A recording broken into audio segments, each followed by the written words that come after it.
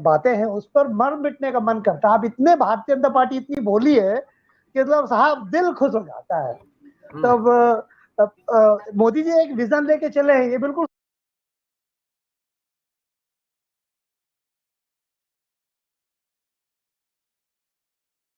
Vision में जिस तरह से लोगों को प्यार से या जबरदस्ती शामिल कर रहे हैं, हम जबरदस्ती शब्द का इसलिए प्रयोग कर रहे हैं कि विपक्ष डरा हुआ है, मोदी जैसे शिव तांडव इसको डम डम डम डम डम डम डम करते हैं, लोग विधायक पीछे पीछे निकल लेते हैं उनके। अभी देखो गोवा वाला विपक्ष नहीं डरा हुआ, भ्रष्टाचारी डरे हुए हैं। नहीं आप थोड़ा सा अपने शब्दों को थोड़ा सा चेंज करिए। विपक्ष में जितना इतने सालों से उन्होंने जितना भ्रष्टाचार, इतना करप्शन को बढ़ाया हुआ था, अब जब सारी एजेंसियां उन पर टाइट हो रही हैं तो कहीं ना कहीं भ्रष्टाचारी डरे हुए हैं। विपक्ष नहीं डरा हुआ। विपक्ष में बहुत से ऐसे नेता हैं जो बिल्कुल रिलैक्स हैं, पब्लिक के लिए, समाज के लिए समय निकाल रहे हैं। एक बात बताइए, आलोक जी अभी चले गए हैं, मुझे लगता है कि मंगल ग्रह से कुछ आवाज लाने। हम आलोक जी चले क्यों गए? आलोक जी क्यों चले गए? कभी कभी जो है मंगल ग्रह पहुंच जाता हूँ मैं। नहीं चलिए मैं कह देता हूँ। देखिए मैं एक राजनीतिक विश्लेषक हूँ, मेरी किसी एक पार्टी से ना प्रेम है, ना राग है, ना द्वेष है। व्यक्तिगत रूप में एक अलग मैटर है। जैसे कह रहे हैं कि भ्रष्टाचारी, तो अब जब ये जितने आए बीजेपी में ये सारे भ्रष्टाचार से मुक्त हो गए जो आ गए विधायक। आप देखिए हमने ये कहा ही नहीं भाई, डरे हुए हैं तभी तो बीजेपी आ रहे हैं ना। बीजेपी नहीं। अब मुझे बोलने दीजिए, फिर आप बोलिएगा। नहीं, एक बार में एक व्यक्ति बीच में फिर वार्ता नहीं हो पाती है, ऑडियंस को दिक्कत होती। जब आप बोल रहे थे मैं चुप था, अब मैं बोलूंगा तो आप चुप रहेंगे, इससे एक अनुशासन बना रहता है। चलिए मुझे उम्मीद है कि आप कंप्लीट कीजिए, फिर हम सुरेंद्र जी के पास पहुंचते हैं। सुरेंद्र जी को मैं सिर्फ ये कह रहा हूं कि ये भाग रहे थे हमारे, ये लोग अभी भाग ही रहे हैं, इनको हमने पकड़ लिया। तो आप चाहे तो उनसे पहले बात कर ले, फिर मैं तो स्थिर हूँ। मैं जो है, आप बोलिए, आपका जो टिप्पणी महत्वपूर्ण है। तो इसलिए मैं कह रहा हूँ कि मोदी जी और भारतीय जनता पार्टी एक मिशन मोड में है। मैंने फिर कहा था, और वो चाणक्य और भगवान कृष्ण की बात को मान रहे हैं। वो लक्ष्य को उचित रूप से प्राप्त करने के लिए साधन की पवित्रता पर ध्यान नहीं दे रहे। मैं बार बार भारतीय जनता पार्टी को पसंद करें या ना पसंद करें एक अलग मैटर है। वो ये कहते हैं अगर हमारे बड़े लक्ष्य को प्राप्त करने के लिए हमें करप्शन से, किसी विपरीत विचारधारा से, किसी से भी समझौता करना पड़े, करप्शन के मतलब वो करप्शन नहीं करेंगे, लेकिन अगर करेक्ट नेता आ रहा है और उनके विचारों को मजबूत कर रहा है तो भारतीय जनता पार्टी, वेस्ट बंगाल ऐसा उदाहरण है। ऐसे कई उदाहरण आपको मिलेंगे जो दूसरी पार्टी में थे तो अपवित्र थे, भारतीय जनता पार्टी में आते हैं तो पवित्रता की गंगा से नहा करके उभर कर आ जाते हैं। ठीक है, तो ये मानना पड़ेगा भारतीय जनता पार्टी एक मिशन के मोड में। हमने भूपेंद्र जी आपसे एक बार और कहा था कि भारतीय जनता पार्टी ब्राह्मण बनियों की पार्टी से लेकर के भारतीय राष्ट्र संघ तक का विचार है, जिसमें पाकिस्तान और बांग्लादेश भी शामिल है। वो एक अलग मैटर है। लेकिन जो भारतीय जनता पार्टी इस समय कर रही है, वो कह रहे हैं हम सत्ता में आने के लिए नहीं कर रहे हैं, हम राजनीति में नहीं कर रहे हैं। तो ये जो सब चल रहा है बंगाल से लेके और सब राज्यों पर, झारखंड से लेके और पंजाब, महाराष्ट्र में जो अभी किया, ये सत्ता के लिए नहीं था तो क्या जो है वो भगवान जी की पूजा करने के लिए था। चलिए सुरेंद्र जी के पास पहुंचते। सुरेंद्र डल्ला जी, तब तक मैं इस समय का उपयोग कर लूं। भूपेंद्र जी देखिए, जो हमारे ढल्ला साहब जो कह रहे हैं वो बातें भी सही हैं, लेकिन मैं एक नए नजरिए से सोच रहा हूँ। जैसे कि मैं जब काकादेव में रहता था कानपुर में, तो एक बंदे की शादी थी और वो उसका था हैलट के सामने मेडिकल स्टोर। उस बंदे ने कभी व्यवहार नहीं कमाया था। तो हम लोग विद्यार्थी थे, बीएससी कर रहे थे, तो हुआ क्या कि जब शादी का नंबर आया तो सब लोग कहा कि यार बस में बैठ जाओ। तो बोले हम लोगों का क्या है, बोले वहां से खाने को मिलेगा। तो वो हमको क्यों ले जा रहे थे, बोले बारात तो दिखनी चाहिए। तो भारतीय जनता पार्टी के पास बाराती नहीं है साहब। अब बाराती नया है, पुराना है, बूढ़ा है, जवान है, हमें ये नहीं देखना। अभी एक टिप्पणी आई, लेकिन डॉक्टर आलोक एक टिप्पणी आई, किसी ने मुझे कहा जैसे कि जजेस होते हैं ना, वो जो रियलिटी शो में वो परफॉर्मेंस देखते हैं किसी की और जज करते हैं, वाह मार्वलस, फैंटाबुलस, फैंटास्टिक, पता नहीं क्या क्या बोलते हैं, और आखिरी में जाकर उसको बोलते हैं कि यार एलिमिनेट हो गए जी तुम, वो एलिमिनेट कर देते।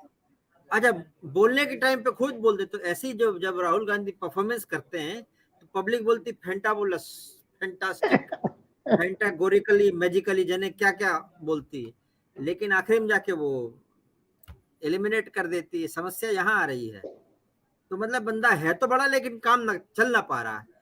देखिए भूपेंद्र जी, एक बात और मैं जोड़ दूं इससे, एक बात मैं और जोड़ देता हूँ। कैप्टन अमरिंदर सिंह आज ऑफिशियली आज शामिल हुए हैं, लेकिन वो तो जब कांग्रेस से निकले थे तभी बीजेपी के लिए खेल रहे थे, तो न तो चुनाव में बहुत बड़ा सफलता दे पाए। लेकिन हाँ, ये जरूर है कि भारतीय जनता पार्टी अब कहाँ चले गए अगर इनको लेकर के आ रही है, तो जो हम लोगों ने अभी निगेटिव डिस्कस किए हैं, क्या उन्होंने भी वो निगेटिव सोचे जरूर थे, लेकिन उस निगेटिव में कुछ तो पॉजिटिव भारी पड़ा। या तो ये है कि वही बारात वाली बात जो हमने आपको बताई कि पब्लिक दिखनी चाहिए, लगे बीजेपी में कुछ नेता है, परफॉर्मेंस का तब देखा जाएगा, मोदी जी तो है ही है ना। अभी कुछ दिखे तो कि हाँ कैप्टन अमरिंदर सिंह नेता भारतीय जनता पार्टी, भीड़ दिखे थोड़ी सी। अरे सर एक बात और बताते हैं आपको, एक डॉक्टर है, एक हमारे मित्र का हॉस्पिटल खुला, तो वो फ्री में इलाज कर रहे हैं। बोले हमने कहा यार, बोले यार पब्लिक दिखे, अभी फ्री में बाद में ले लेंगे पैसे। तो मतलब अभी विंडो अभी केवल विंडो को भरी जा रही है ताकि लोग शॉपिंग के लिए आए। लोगों को दिखाया जा रहा है कि हमारे पास मटेरियल है, वो परफॉर्म कर पाएंगे नहीं कर पाएंगे। वोट नहीं खींच पाएंगे तो मोदी जी को लगाएंगे वोट खींचने के लिए। उनके पास एक तुरुप का इक्का है।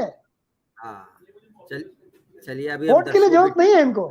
टिप्पणी लेते हैं इस समय, है ना। जी जी। चित्रंजन कुमार कह रहे हैं जय हिंद चित्रंजन कुमार जी। मोनिका पांडे कह रही हैं कि सभी को नमस्कार मोनिका जी। विक्रांत धामीजा की पार्टी मनमाने निर्णय लेती है, कहीं ना कहीं उनके रवैया तानाशाही पूर्ण नजर आती है। मोनिका पांडे जी कह रही है विक्रांत जी एकदम चले गए, वो कहीं और गए थे, नेता हैं वो, कहीं घूमने गए थे किसी की समस्या हल करने, हम उनको वही पकड़ के बैठा लिया, तो इसलिए अब वो समस्या आ गई होगी, तो सुलझाने पहुंच गए होंगे वो। आकांक्षा जायसवाल कह रही हैं खुले आम रैली, खुले आम भसड़, ये क्या समझ में नहीं आ रहा क्या लिखा हुआ है, भसड़ मची हुई जाने क्या लिखा हुआ है। एडवोकेट क्षमापाल कह रही है मैं तो कहूंगी जिसकी लाठी उसी की भैंस, बात सही है। मोनिका पांडे कह रही हैं कि भारतीय जनता पार्टी आगे बढ़ने के लिए साथ तो है कांग्रेस के अंदर। चलिए सुरेंद्र, कांग्रेस दिन पे दिन कम होती जा रही है। देखिए अगर हम इतिहास देखें, अब भूपेंद्र जी ये तो भविष्य के गर्भ में है। देखिए क्या करते हैं, भारतीय जनता पार्टी तो इसी उम्मीद से ला रही है, नहीं तो मैं तो फिर वही बात कहूंगा रिपीटेड कि उनको भीड़ चाहिए और कुछ बहुत भीड़ जुटा देंगे, पहला।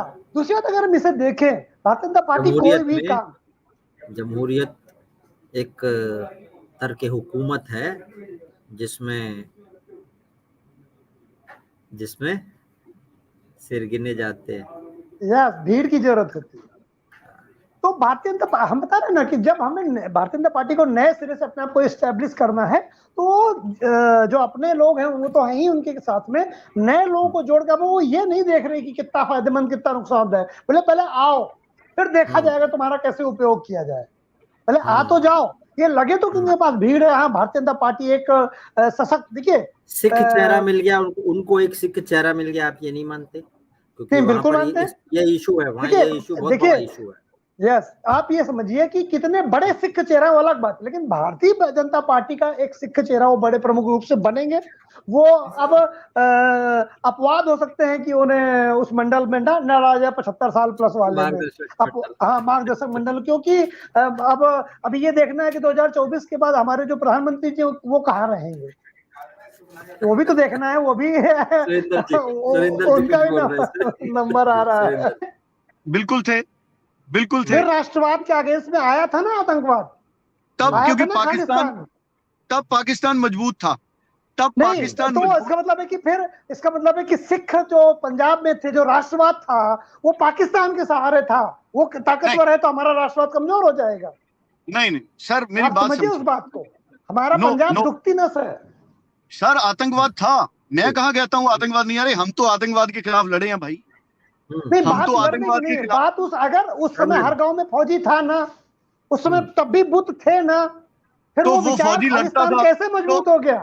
तो आतंकवाद कैसे था? नहीं, आतंकवाद कैसे खत्म हो गया?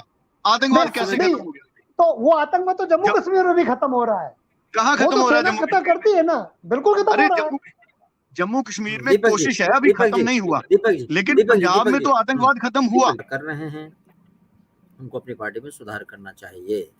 और एक क्षेत्र में प्रगति हुई, अमित मिश्रा जी कह रहे हैं कि चाटुकारिता और वैचारिक विकलांगता में, भैया हमको भी लोग चाटुकारिता बोलते रहते हैं अमित जी, आपको तो पता ही है, लोग तो गोदी मीडिया सब बोल देते हैं, इधर से आके 3-4 दिन में एक आरोप लगा जाता, कोई ना कोई आरोप ऐसा लगा देते हैं। लेकिन आपको तो पता है ना, आप तो डिबेट को फॉलो कर रहे हो कई दिनों से, हम किस तरह से हर एंगल को लेके चलते हैं। अमित मिश्रा जी आगे लिख रहे हैं कि मेरा प्रश्न भाजपा से है कि अरूषा आलम को बुला दिया जाएगा क्या? उन्होंने वो छेड़ ही दिया बात। जी, वाइंड अप करने के दौरान पहली टिप्पणी आलोक जी, डॉक्टर आलोक बोलना पड़ेगा आज से आपको। जी। देखिए भूपेन जी, मेरा ये मानना है कि राष्ट्रवाद और धर्म में जो कौमें धर्म को चुनती हैं, मैं उनसे हमेशा नाराज रहता हूँ। राष्ट्र बड़ा है, धर्म छोटा है। अब वो चना का साग खाए, वो मिक्स होगा, कोई चना का साग खाए फिर वही गोली भी चलाए, वो चीजें बहुत चली। मैंने बहुत गंभीरता से चिंतन किया उस दर्द को, मैं वहां गया नहीं, बट और उतना जीवंतता पर नहीं देखा जितना मैंने अध्ययन किया है, जितना मैंने जाना। कोई भी धर्म हो, हिंदू धर्म, इस्लाम धर्म, सिख धर्म, जैन धर्म हो, अगर वो धर्म से बड़ा, राष्ट्र को धर्म से बड़ा मानता है तो खतरा है। राष्ट्र से बड़ा कोई धर्म नहीं, धर्म राष्ट्र सबसे बड़ा। राष्ट्र के खिलाफ कोई लड़ता है अपने धर्म के लिए तो गलत है, गलत को गलत और सही को सही कहना होगा। हाँ, इंदिरा गांधी ने जो एक मुद्दा उठाया था और उसमें ज्ञानी जैन सिंह ने उसको आगे बढ़ाया था, धार्मिक कट्टरता को, वो चीजें गड़बड़ थी। लेकिन हमारे सिख भाइयों को जो आतंकवादी घटनाएं हुई, हम उसको लेकर के हमें बहुत दुख है, तकलीफ है, हमेशा रहेगी इस बात को। अब बात आते हैं आज के राजनीतिक मुद्दे पर। तो जो राजनीतिक मुद्दा बात कर रहे हैं अमरिंदर सिंह जी का, मैं अपना मानता हूँ बीजेपी की अपनी गणित है और उनको देखिए राजनीति में प्लस और माइनस का हमेशा गुंजाइश रहेगा, कोई निर्णय तो लेना पड़ेगा। उनको लग रहा है कि उनको आने से फायदा है, ठीक है, नहीं होगा तो नुकसान होगा, फिर देखेंगे वो। तीसरी बात रहेगी बात चुनाव में हार जीत से नेता का कद। तो राहुल गांधी खुद अमेठी से हार गए थे, और आइए अटल बिहारी वाजपेयी गुवालियर से चुनाव हार गए थे, और आइए बीजेपी तो हार करके गुजरात में गुजरात जब गुजरात में बीजेपी अपना सांगठनिक विकास कर रही थी और 1-2 जगह से उनकी जमानत जब्त नहीं हुई थी, जमानत जब्त नहीं, जीतने की बात नहीं कर रहा हूं, तो अटल बिहारी वाजपेयी ने लट्टू बांटे थे कि गुजरात में कम से कम इतने लोग तो हैं जो हमें इतने वोट तो मिले हैं कि हमारी जमानत जब्त नहीं हुई। तो भारतीय जनता पार्टी कभी भी ऐसे वो नहीं करती है, जितना मैं भारतीय जनता पार्टी को जानता हूं कि वो बहुत ज्यादा जीत गए चुनाव में तो उससे लाभ मिलेगा। वो देखती है पूरे चीजों को। चुनाव में हार जीत एक पक्ष है, क्या चुनाव में अमरिंदर सिंह हार गए? नहीं भयभीत में कर्तव्य पथ पे जो मिला ये भी सही वो भी सही। तो भारतीय जनता पार्टी बहुत गहन अध्ययन करती है, कभी कभी उनसे गलती भी हो जाती है, लेकिन आमतौर पे वो ऐसी पार्टी है कि बहुत आज कोई गलती नहीं है, ना नहीं है। मैंने व्यंग में बात कही थी, लेकिन भूपेन जी पहले भीड़ तो हो नेताओं की, फिर देखेंगे अच्छा बुरा, पहले भीड़ आ जाए थोड़ी सी। सुरेंद्र जी लास्ट कमेंट आपका। हमारे मुल्क ने यही खासियत है, हमारी जो डेमोक्रेसी है, कि हमें एक रिलीजन की फ्रीडम है। हम अपने धर्म के पक्के रहें तो हम अपने राष्ट्र के लिए पक्के हैं। दूसरी बात, यहाँ पर बात आ जाती है पंजाबियों और पाकिस्तान, जैसे कई लोग बात चलाते हैं। अब मैं कई बार सोचता हूं कि आलोक जी आप अगर आदर्श, हमारे मुल्क ने यही कि हमको अपने देश चलाते हैं। अब मैं कई बार सोचता हूं कि पाकिस्तान क्या है? पाकिस्तान क्या है? भिखारी आज के डेट में नहीं, जब तक उसका नाम पाकिस्तान नहीं रखा गया, वो क्या था सर? क्या था लोग जी?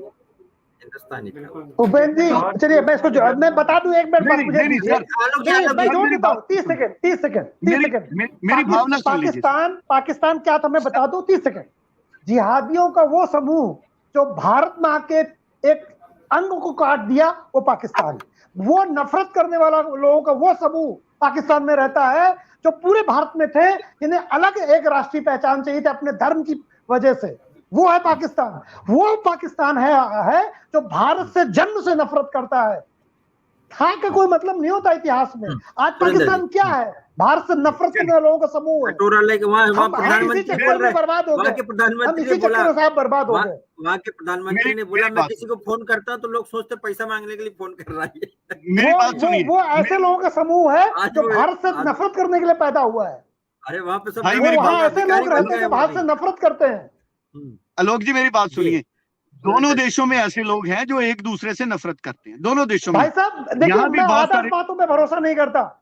ये आदर्श बातें हैं, ये आदर्श बातें 75 सालों से हम बर्दाश्त कर रहे हैं और पाकिस्तान 1000 कट की नीति पे चल रहा है। अच्छा मुझे एक बात, मेरी बात सुनिए, मेरी बात सुनिए आलोक जी, आप अगर आदर्श बातों पे भरोसा नहीं करते तो फिर तो आप ये भी कहेंगे कि मोदी जी नवाज शरीफ को मिलने गए गलत था।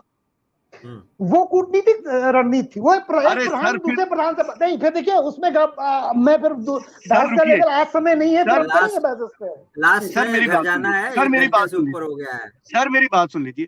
अगर एक भारत का प्रधानमंत्री अपने किसी चाहने वाले को वहां मिलने जा सकता है तो पाकिस्तान से कितने लोग हैं हमारे हिंदू भाई जो इंडिया में आते हैं मंदिरों के दर्शन करने के लिए? कितने लोग आते हैं? देखिए तो भाई साहब एक बताएं, मैं बताता हूँ, बार बार कहता हूँ, पाकिस्तान में अगर 90% लोग भारत से नफरत करते तो 90 वालों को मानोगे या 10 वालों को मानोगे? सर मेरी बात सुनिए ना, मैं तो पाकिस्तानी भारत से नफरत करते हैं। कहीं और बात कहीं और घुस रही अभी। नहीं सर, मुझे लास्ट में मुझे अपनी बात रख लेने दीजिए। मुझे देखिए, मेरा ये कहना है कि दोनों देशों में अब फिर सर आलोक जी मैं फिर वापस आता हूँ, आपने मोदी जी के जाने को तो कूटनीति कह दिया, अब हम एशिया कप में पाकिस्तान से खेल रहे हैं, ये कौन सी कूटनीति है फिर? अब अगर आप देखिए मैं जो कहता हूं, एक पाकिस्तान आपने प्रश्न किया कि पाकिस्तान क्या, तो मैंने बता दिया। अब अगर स्टेप बाय स्टेप आप बात करेंगे मैं वो भी जवाब दे दूंगा। पाकिस्तान वो जगह है जहां पूरे भारत से नफरत करने वाले, हिंदुओं से नफरत करने वाले लोग अपने धार्मिक पहचान के लिए एक ऐसा राष्ट्र बनाए जहां केवल मुसलमान ताकतवर रहेंगे। एक दिन पाकिस्तान में डिबेट करेंगे, कल या परसों करेंगे इसके ऊपर।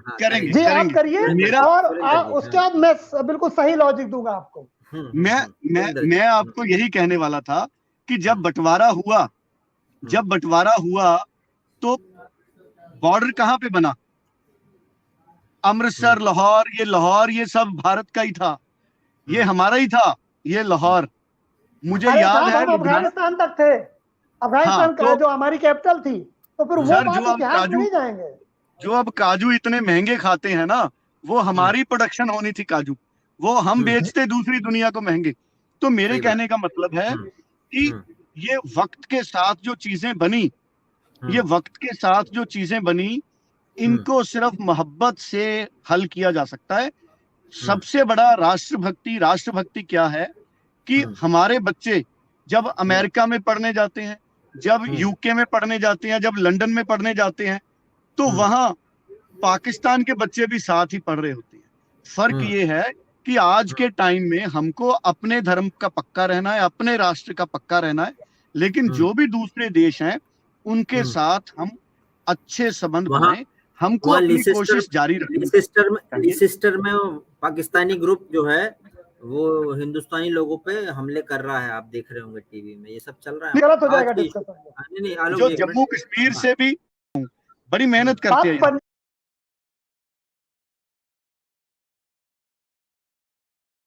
आपकी बातें मुझे अच्छी लगी। मेरा आपसे मेरा सिर्फ ये कहना है कि जो सच है वो सही है, लेकिन डेमोक्रेसी में हमारी सरकार को हर किसी की बात सुननी जरूर चाहिए। बिल्कुल, इससे मैं सहमत हूं, बिल्कुल सच, ये बात सत्य है। आप दोनों से सहमत हैं, आप दोनों। सुरेंद्र डल्ला जी को आज हमने मुश्किल से पकड़ा, इनको रोजाना एक्चुअली क्या होता है सुरेंद्र जी, जब लोग मैच्योर होते हैं तो वैचारिक अलग अलग नदी के दो किनारों में होने में भी असहमति बस हो सकती है, लेकिन वो चीजें स्वीकार करते हैं।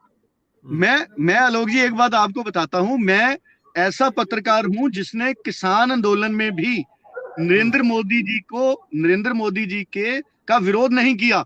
मैंने विरोध इस बात का किया कि आज तक बीजेपी का कोई ऐसा नेता पैदा नहीं हुआ जो नरेंद्र मोदी जी को जाके समझा दे कि पंजाब की जमीन की हकीकत ये है।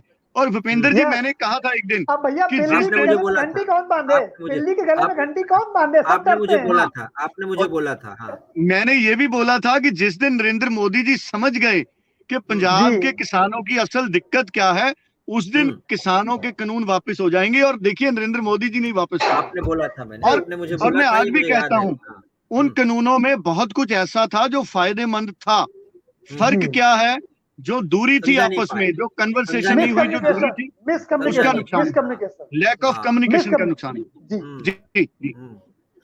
मुझे लगता है सरकार को चाहिए सुरेंद्र जी को पकड़े, एक आध बार बीच में मध्यस्थता भी करवाए। करना चाहिए, है ना बिल्कुल। Surendra ji? Thank you sir. और भैया हमको हाँ। भी ले चलना, अगर आपको बुलाएं तो पीछे से। नहीं, चलिए, अब कम से हम कम जैसे लोग ही रह गए हैं। जी, देखिए, प्रधानमंत्री जी से वैसे तो संभव नहीं मिलना, तो कम से कम ऐसे पीछे से बैक बेंचर से एक बार मिल लेंगे। चलिए, अब हम वाइंड अप करते हैं। मुझे एक बात याद आ रही है, वो गाना है ना,